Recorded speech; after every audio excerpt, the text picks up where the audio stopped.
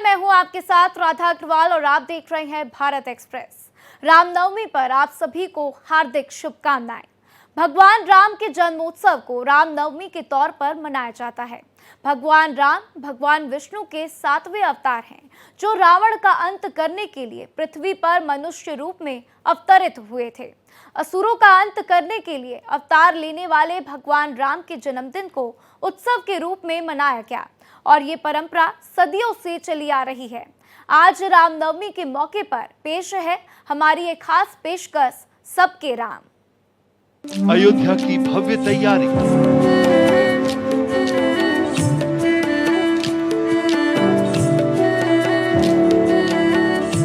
रामनवमी पर दिव्य अभिषेक।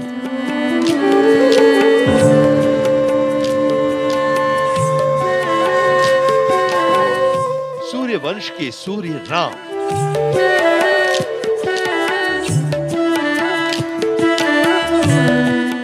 सूर्य देव स्वयं करेंगे श्रृंगार।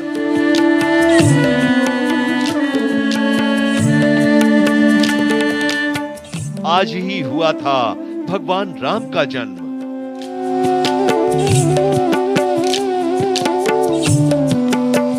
राम का जन्मोत्सव है रामनवमी।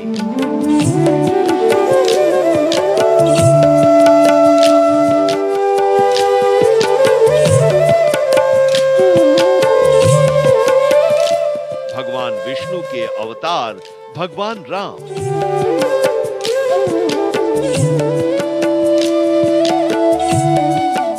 रामचरितमानस की रचना शुरू।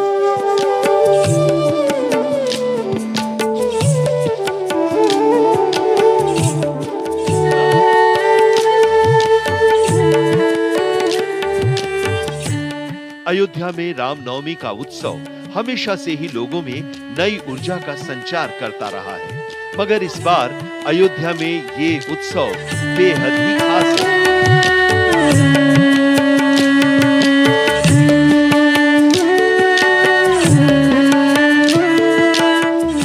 ये पहला मौका है जब अयोध्या में भगवान राम अपने मंदिर में पधार चुके हैं और सूर्य वंश के सूर्य राम को स्वयं सूर्य देव इस बार अभिषेक कर रहे हैं।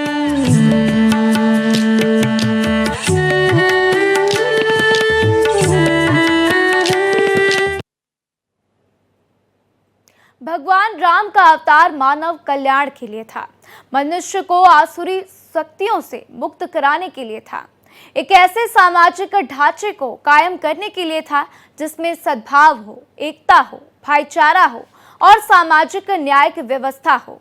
पारिवारिक, सामाजिक और राजनीतिक स्तर की मर्यादाओं का ख्याल रखने वाले मर्यादा पुरुषोत्तम है राम। मर्यादा पुरुषोत्तम श्री राम। महाराज दशरथ के पुत्र राम असुरों का संहार करने के लिए भगवान विष्णु के अवतार। भगवान राम जिन्होंने अपनी मां का आज्ञा पालन करने के लिए 14 वर्ष वन में बिताने का संकल्प लिया। भगवान राम जिन्होंने जंगल जाते समय दलितों, पीड़ितों और वनवासियों को साथ लिया, उन्हें अपनाया, उन्हें आत्मनिर्भर बनाया, सभी को एक सूत्र में जोड़ने का काम किया। वो भगवान राम ही हैं जिन्होंने सर्वप्रथम लोकतांत्रिक व्यवस्था को स्थापित करने में महत्वपूर्ण भूमिका निभाई। भगवान राम जिन्होंने मर्यादाओं की रक्षा करने, उसका पालन करने में तन मन धन सर्वस्व का त्याग किया। मर्यादाओं का पालन करने की वजह से वो मर्यादा पुरुषोत्तम राम कहलाए।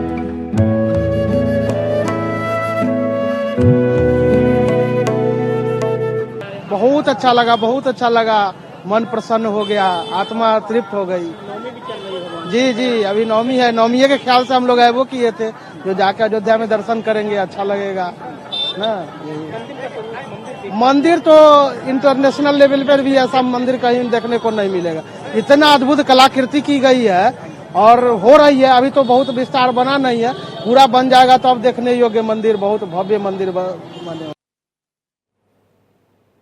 भगवान राम के जन्म के वक्त सारे मुहूर्त शुभ थे। इनके जन्म से चारों तरफ खुशियों का माहौल कायम हो गया। नवमी के दिन इनका जन्म होने से इस दिन का नाम रामनवमी पड़ा। इनके जन्मोत्सव को धूमधाम से लोगों ने मनाया और ये परंपरा तभी से चली आ रही है। गोस्वामी तुलसीदास ने रामचरितमानस की रचना भी इसी दिन शुरू की थी। भगवान राम का जन्म रामनवमी। शुभ लग्न शुभ पक्ष। चैत्र मास की शुक्ल पक्ष की नवमी को अयोध्या में भगवान राम का जन्म हुआ था। भगवान राम के जन्मोत्सव को रामनवमी के नाम से जाना जाता है। इनका जन्म शुभ मुहूर्त में हुआ था और इस दिन को देश भर में पूरी श्रद्धा, विश्वास और आस्था के साथ मनाने की परंपरा तभी से चली आ रही है। हमारे ग्रंथों के मुताबिक इस दिन गोस्वामी तुलसीदास ने भगवान श्री राम की कथा रामचरितमानस की रचना की शुरुआत की थी। रामचरितमानस हिंदू धर्म ग्रंथों में सबसे पवित्र माना जाता है। रामनवमी भगवान राम को समर्पित है। वो राम जिन्होंने रावण का अंत कर राम राज्य की स्थापना की। विष्णु के अवतार भगवान राम का आगमन शांति स्थापित करने, सदाचार को कायम करने, समृद्धि का नया द्वार खोलने के लिए हुआ था। रामनवमी हिंदू धर्म का महत्वपूर्ण त्योहार है। हिंदू धर्म के सबसे सम्मानित देवताओं में से एक भगवान राम के जन्मोत्सव को धूमधाम से मनाने के लिए रामनवमी का त्योहार मनाया जाता है। नवरात्रि के 9वें दिन, जो आमतौर पर हर वर्ष मार्च या अप्रैल महीने में पड़ता है, इस दिन को रामनवमी के तौर पर मनाया जाता है।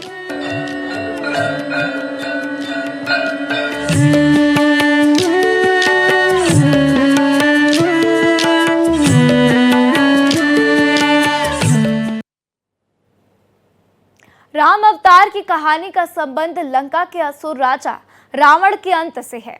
रावण के बढ़ते अत्याचार से परेशान देवताओं के आग्रह पर भगवान विष्णु ने मानव अवतार लेने का निश्चय किया। हिंदू धर्म में रामनवमी का महत्व इसलिए भी ज्यादा है। अधर्म पर धर्म के विजय की कहानी की शुरुआत है रामनवमी। रामनवमी की महिमा।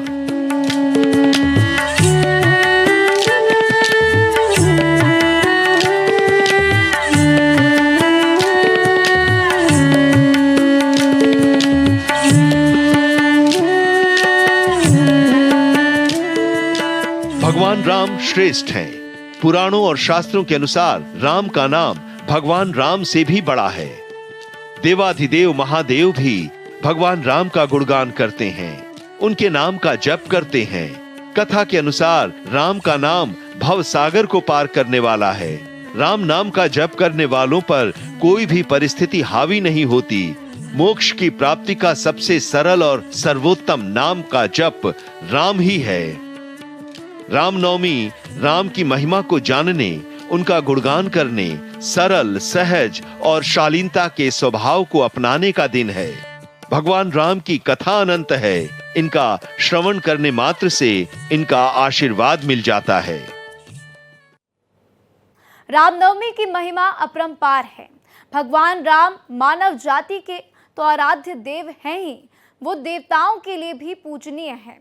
भगवान शिव भगवान राम के अनन्य भक्त हैं और उनके नाम के जाप को इन्होंने सर्वोत्तम जाप बताया है। राम नाम का गुण गाने के लिए रामनवमी का दिन सबसे शुभ है। जन्मोत्सव मनाने की विधि।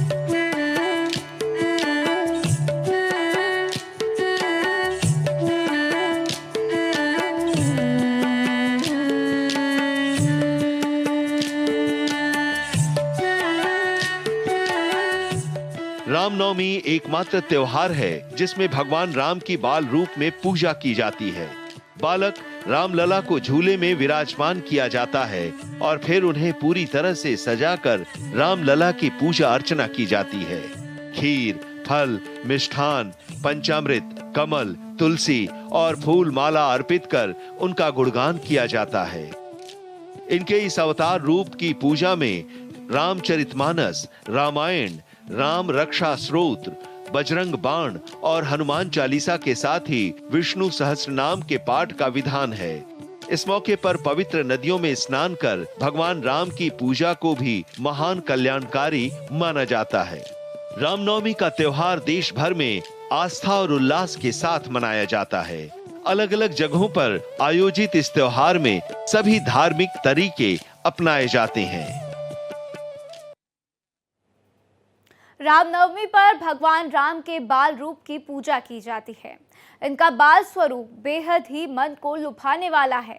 इस दिन इन्हें झूले में बिठाकर इन्हें अलग अलग पकवानों का भोग लगाया जाता है और इनका गुणगान किया जाता है। रिश्तों की मर्यादा।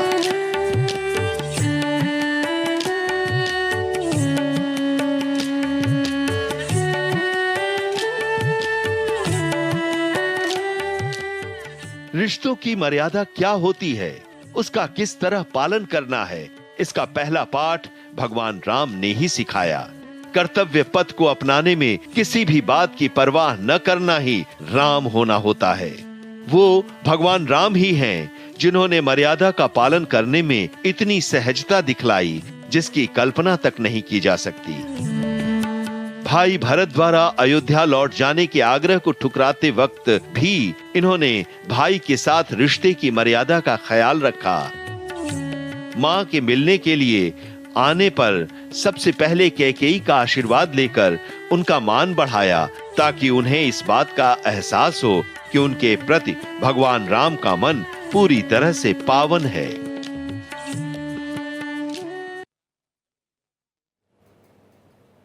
मनुष्य रूप में भगवान राम का अवतार हुआ था और इन्होंने मानवीय सरोकारों को जिया। रिश्तों की मर्यादाओं का ख्याल रखते ही पारिवारिक जीवन को सुखमय बनाने का पाठ पढ़ाया। इन्होंने उस चरित्र को चरितार्थ किया जो जीवन को आनंदमय बनाता है। सरल सहज राम।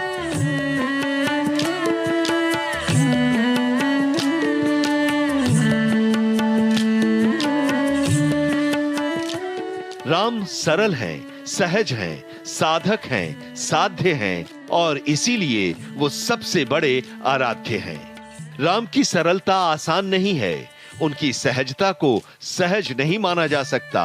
इन्होंने एक रूपता का जो परिचय दिया है उसे अपनाना भी राम हो जाना है। रामायण या फिर राम की अवधारणा में ही राम है और उनमें रम जाना ही राम के साथ एकाकार हो जाना है। मन को साथ लेने की कल्पना है राम। भगवान राम का अवतार सिर्फ रावण के संहार मात्र के लिए ही नहीं हुआ था, बल्कि इनका अवतार सामाजिक, राजनैतिक और आर्थिक समरसता को कायम करने के लिए हुआ था। राम राज्य का अर्थ क्या होता है, इसे भगवान राम ने साबित किया था। समाज के आखिरी व्यक्ति तक पहुंचकर उसके दुख दर्द को जानना और उसे दूर करना ही राम राज्य है। माता सीता का पता ढूंढने के बहाने वर्षों से इनका इंतजार कर रही माता शबरी के पास पहुंचकर इन्होंने इसी को साबित किया। सरल सहज राम।